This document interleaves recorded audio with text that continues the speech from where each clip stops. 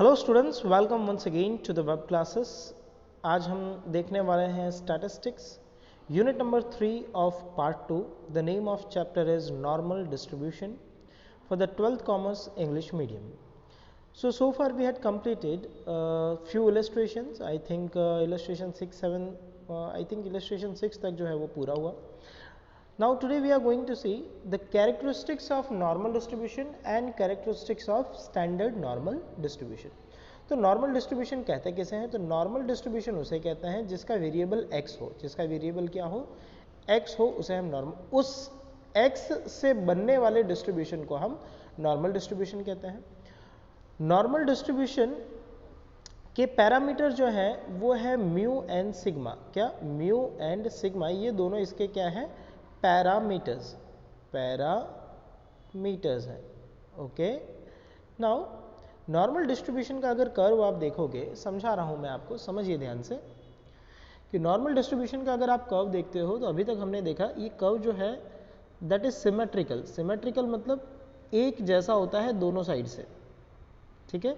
जिस तरह से वो चढ़ता है उसी तरह से वो उतरता है। इसके सेंटर में एग्जैक्टली होता है मीन। इसके सेंटर में एग्जैक्टली क्या होता है? मीन। आप देखिए यहाँ पर म्यू है, ठीक है? मीन को कहते हैं म्यू। और इस डिस्ट्रीब्यूशन के लेफ्ट साइड का एरिया 0.5 और राइट साइड का एरिया प्रोबेबिलिटी में 0.5 होता है, ठीक है? 5 बोलो या 5000, इस तरह से टोटल प्रोबेबिलिटी हो जाती है 1, ठीक है? और कैरेक्टरिस्टिक की बात करें तो इसकी ये जो टेल्स हैं वो एक्स एक्सिस को कभी भी टच करती नहीं है, दोनों के बीच में थोड़ा बहुत गैप हमेशा रहेगा। अब देखो ये दोनों टेल्स जो है वो एक्स एक्सिस को कभी टच नहीं करती। ये डिस्ट्रीब्यूशन जो है वो कंटिन्यूअस वेरिएबल का डिस्ट्रीब्यूशन है। कौन सा? कंटिन्यूअस वेरिएबल वाला डिस्ट्रीब्यूशन है ये। सेकेंड थिंग, इसके सेंटर में होता है मीन। इसके सेंटर में क्या होता है? मीन। अब हम जानते हैं 11th में हमने पढ़ा था कि अगर कोई डिस्ट्रीब्यूशन सिमेट्रिक है, कैसा है? सिमेट्रिक है, तो mean, mode, D five, decile 5 and percentile 50 सभी की वैल्यू सेम होगी। मीन्स मीन मतलब mu, mode means MO and median, ठीक है, means M and decile 5 and percentile 50 and quartile 2, इन सभी की वैल्यू जो है वो सेम होती है। Is that clear? So hopefully it is clear. अगर आप क्वार्टाइल को सेट करोगे इसमें तो Q1 इधर मिलेगा आपको, Q2 सेंटर में होता है और Q3 इस तरफ होता है। इस तरफ से मीन से Q1 का डिस्टेंस और मीन से Q3 का डिस्टेंस जो है वो सेम होगा, मतलब mu minus Q1 will be equal to Q3 minus mu. Is that clear? चलो अब इसके कैरेक्टरिस्टिक्स को डीप में स्टडी करता है, ठीक है? जो मैंने ये ओवरव्यू दिया था और ये पूरी कैरेक्टरिस्टिक्स आनी चाहिए, बहुत इंपॉर्टेंट है क्योंकि एग्जाम में इसमें से MCQs और itself can be asked for 2 और 3 marks. Now properties of normal distribution जो कर्व वाइज मैंने एक्सप्लेन कर दिया। It is a distribution of continuous random variable, as I said. The constant mu and sigma are parameters of distribution which indicate mean and standard deviation respectively. Third, the distribution is symmetric, मतलब कि इसका skewness जो है वो 0 होता है, तो symmetric distribution का skewness ही 0 होता है, ध्यान रखना। For this distribution mean, median and mode are equal, ठीक है? Mu equal to median equal to mode. For this distribution quartiles are equidistance from median, कहने का मतलब है Q3 minus M will be equal to M minus Q1 as I said. दूसरा, if you want to find median then you can find median कहो या फिर mu कहो by applying the formula Q3 plus Q1 divided by 2। So hopefully you are getting this.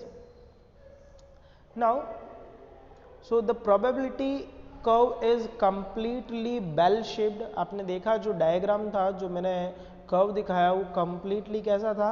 Bell shaped, एक मंदिर के घंटे की तरह। Now normal curve is asymptotic to X axis, never touches X axis, मतलब कि उसके टेल्स जो हैं वो एक्स एक्सिस को कभी भी टच करते नहीं हैं, बराबर। तो इतना तो मैंने एक्सप्लेन कर दिया था। नाउ ये देखिए, Q1 की अप्रोक्सीमेट वैल्यू है 0.675 सिग्मा नेगेटिव, ठीक है। Q1 is equal mu minus 0.675 sigma, और Q3 का मतलब है प्लस 0.675 सिग्मा। ध्यान रखना 1 मार्क्स में, 2 मार्क्स में और शॉर्ट सम्स में बहुत काम आने वाला है। सो Q1 is equal mu minus 0.675 sigma and Q3 is equal mu plus 0.675 sigma.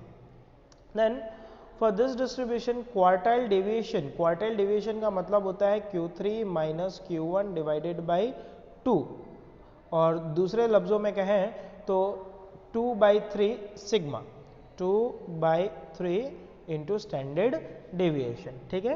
तो ये है क्वार्टाइल डेविएशन का फॉर्मूला, याद रखना आगे सब में काम आएगा, ठीक है। And for this distribution mean deviation is equal 4/5 sigma। तो अगर मैं इसका स्क्रीन ऑफ करूं और मैं पूछूं कितने कैरेक्टरिस्टिक्स याद रहे, तो अगर रिपीट करो तो क्या है, पहला this is a distribution of continuous variable, clear, एक ये। दूसरा बोले तो this is the parameters of distribution are mu and sigma. Third कहें तो mu, median and mode are equal. Fourth बोले तो the distribution is perfectly bell shaped, ठीक है। फिफ्थ कहें तो the tails never touches X axis, tails never touch X axis. Sixth की अगर बात करें तो the approximate value of quartile deviation is 2/3 sigma, and seventh mean की बात करें तो 4/5 सिग्मा। Q1 की अप्रोक्सीमेट वैल्यू कहें तो mu minus 0.675 sigma and Q3 की वैल्यू होती है म्यू प्लस 0.675 सिग्मा। तो my request is to write it down immediately. Now see some important areas under the curve, ये याद रखना पॉसिबल हो तो, ठीक है, क्योंकि वैसे डिजिट्स है, मे भी याद रहे मे भी याद ना रहे। तो देखिए total area under normal curve is 1 as I said earlier, both side from perpendicular to line x is 0.5. The area under curve between perpendicular mu minus sigma to mu plus sigma। तो क्या हुआ, mu minus sigma two plus sigma, तो sigma के पास कुछ नहीं है तो 1 है ऐसा समझो, तो इसकी वैल्यू है 0.6826। अब ये कैसे डिराइव होती है, तो चलो मैं आपको ले चलता हूँ। आप ध्यान रखना क्या फाइंड कर रहे हो, so you are finding mu minus plus minus sigma की वैल्यू जो है वो यहाँ दिया है 0.6826। अब सिग्मा के पास कुछ नहीं है तो आप 1 अज्यूम करो। तो करना क्या है, आप चलो एरिया टेबल में आ जाइए, एरिया टेबल पे। हाँ, तो मेरे पास एरिया टेबल स्क्रीन पर है, आपका ना हो तो आप अपने स्टैटिस्टिक्स के टेक्स्ट बुक का लास्ट पेज ओपन कर लो।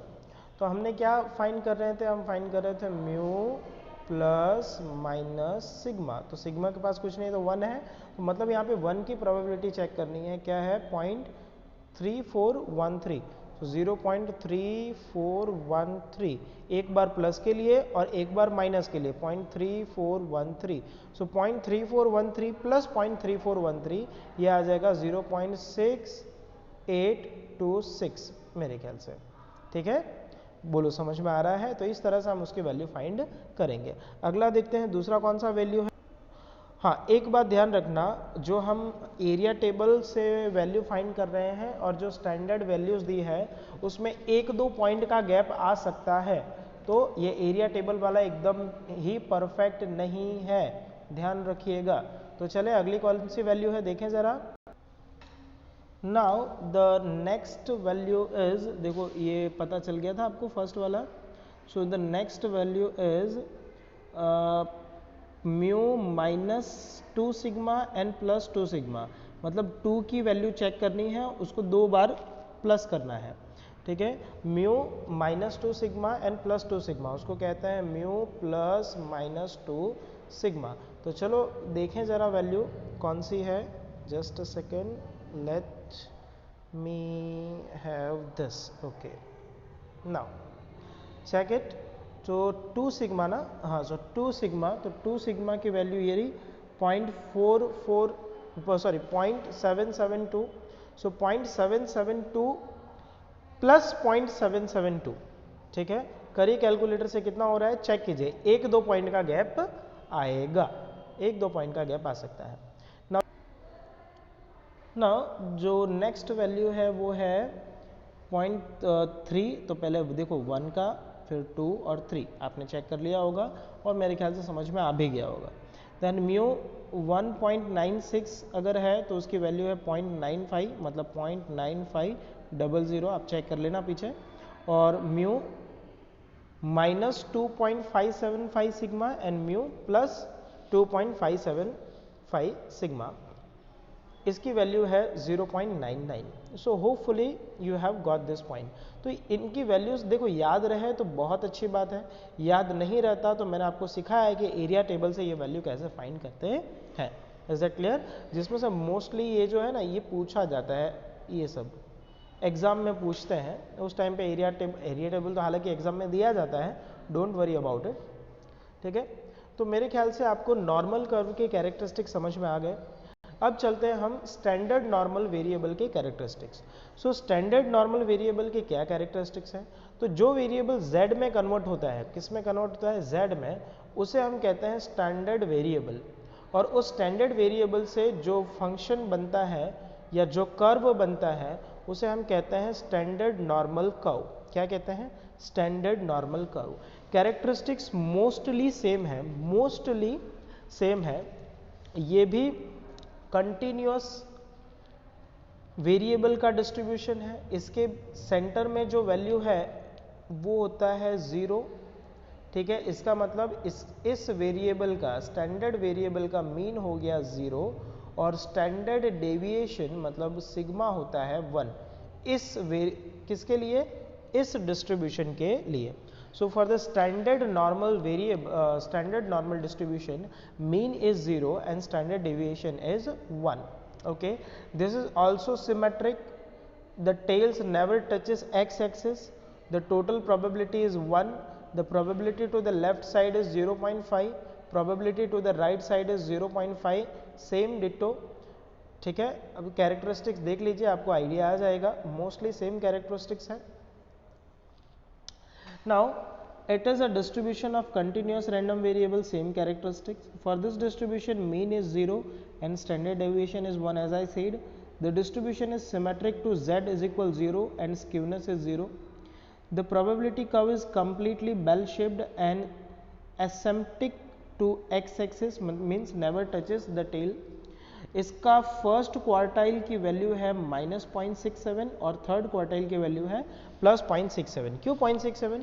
क्योंकि पिछले वाले में कैरेक्टरिस्टिक में क्या था? Mu -0.675 sigma. अब यहाँ सिग्मा तो हो गया 1 तो लिखने की ज़रूरत नहीं है, और म्यू हो गया 0 तो इसको भी लिखने की ज़रूरत नहीं है। तो आपका क्वार्टाइल 1 आया -0.675 और क्वार्टाइल 3 आ रहा है +0.675। Is that clear? Now for this distribution quartile deviation is 2/3, क्योंकि सिग्मा की जरूरत नहीं है क्योंकि वो तो 1 है, और मीन डेविएशन इज 4/5। अच्छा, मैंने पिछले वाले में एक्सप्लेन करते टाइम एक गलत बोल दिया था, कोई बात नहीं है। तो mean deviation is 4/5। Then important area under normal curve. तो नॉर्मल कर्व में म्यू और सिग्मा इसमें हट जाएंगे क्योंकि म्यू 0 और सिग्मा 1 हो जाता है। बाकी प्रोबेबिलिटी जो है वो सेम रहेगी, ठीक है। जैसे लेफ्ट साइड और राइट साइड की प्रोबेबिलिटी है 0.5, z -1 से +1 की प्रोबेबिलिटी ये आप देख लो, ठीक है। ये सारी प्रोबेबिलिटीज़ मैंने अभी आपको एक्सप्लेन की, तो ये आपको याद रहना चाहिए। अगर इतना हो गया है तो आज के लिए इतना ही। नेक्स्ट लेक्चर में हम एग्जांपल्स देखेंगे, ठीक है। आपका काम ये है इस लेक्चर के लिए कि आपको ये दोनों थियोरी जो है 2 टाइम्स लिखनी है और लर्न करनी है। थियोरी बहुत इंपॉर्टेंट है, तो थियोरी आपको क्या करना है, लर्न करना है। So my request is to learn it. So आज के लिए इतना ही, बाय बाय, थैंक यू।